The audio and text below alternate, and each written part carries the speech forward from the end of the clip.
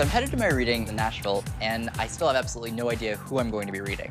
Even though I'm going to a new place, my process is still fundamentally the same. I don't want to know anything about who I'm reading until they open the door. Tyler, what's happening? How are you? I'm Brett. Great Good to meet you. Brett. Welcome to the record label. Whoa. Here we are. My name is Brett Eldredge. I am a country music singer. I live here in Nashville, Tennessee, Music City. Welcome to Music City. I've had several hits on the radio, but I don't know if he likes country. We're gonna find out today. If he's not a country fan, Tyler, we're gonna make you a country fan. Well, thank you for having me. I'm happy to be glad here. to have you here, man. So, are you interested in a medium reading? Yeah? Okay, cool. Absolutely. All right. The only question I have is, do you want to know everything? Why not? Sure. Okay, well, let's do it.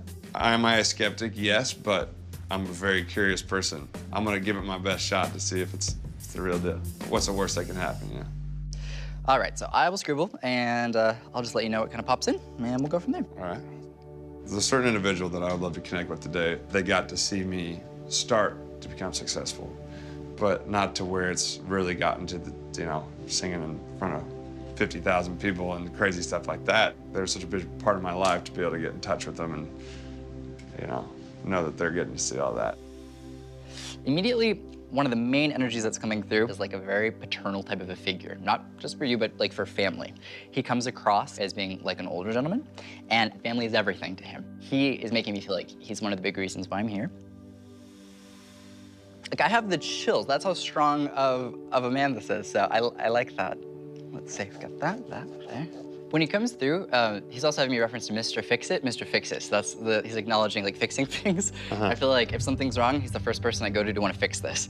Yeah, funny enough, he's showing me a symbol of, like, a car. There's a reference, like, changing a tire. It's like a random thing, but he's having me talk about the instance where we changed a tire. He's putting a special highlight on that, though, for some reason. Yeah. Does that make any sense? Yeah. Okay. That was my grandfather on my other side. On the other side, okay. His name was Shirley. He had a car service gas station for 40 years. Right, yeah. And so that's what he, yeah. when he said that, I was like, oh, wow, that's right. I mean, that's what he did. He worked on cars, and as kids, he'd always help us figure out how to change oil and tell us how many pounds of air pressure you're supposed to put in your tires, and like pretty wild. That's awesome. pretty wild. You hit that right in the head. Very cool. I'm still in my head, like sitting there turning, like, he's making this up. He's making this up. But how did he just hit that? How did he just hit that? And I'm shocked. Pretty amazing. I was talking about somebody that I really want to get in touch with without trying to tell any details, and that was my grandpa Shirley, and that gave me chills. that was a good feeling.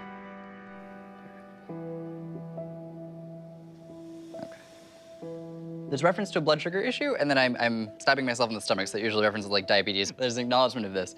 My grandfather had diabetes. Right, okay. So let's see. Okay. It's having me acknowledge where he lived, and he's talking about being stubborn as to where he was living. Stubborn's the right word. Yes. And when this comes through, there's a feeling of like, I want to stay where I'm at in my home. I don't want to have to go to a hospital to have to go and do this. But the acknowledgement is that he is coming through in more of an apologetic sense, because there would have been a need ultimately to go to a hospital, but he would have fought this.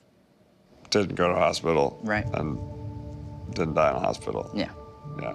There's a feeling on his end that he wants to be known that he has closure, but he gives me the kind of impression where I feel like family might not. And the way that I want to describe this is he didn't need anybody to hold his hand when he died. He didn't. He wanted to go alone. He didn't want family to have to see this process. The way he died was most likely had a heart attack because he died alone.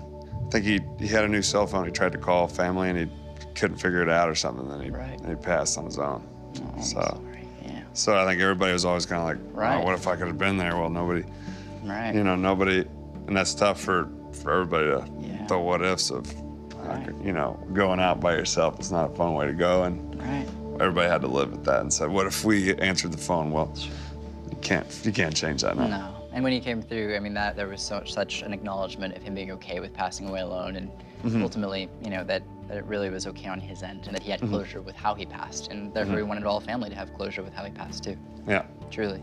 There's no way he could know this. When he started talking about my grandfather's death and he was at home alone, I was destroyed by that. So I wanted to get closure on that as well. And what Tyler said makes me feel pretty good. Your grandfather, he's so immensely proud of your career. I know this might sound a little strange, but he is like taking a little bit of credit in a bit of a strange way. I know it's funny. Yeah.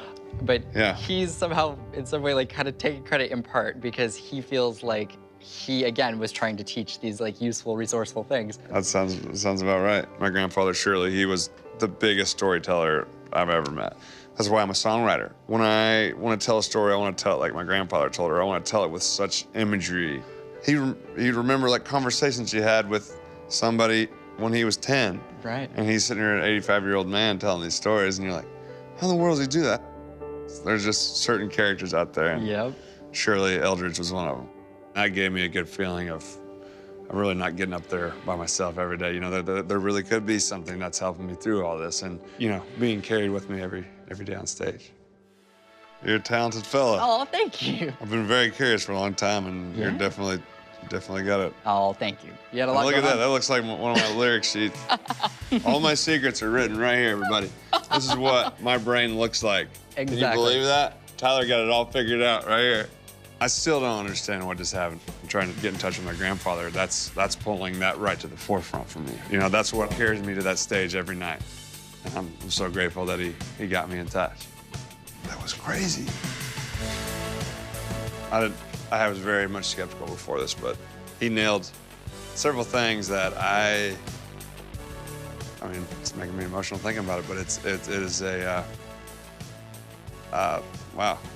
He nailed my grandfather spot on. He was the main person I wanted to get in touch with today, so we'll have to do it some more.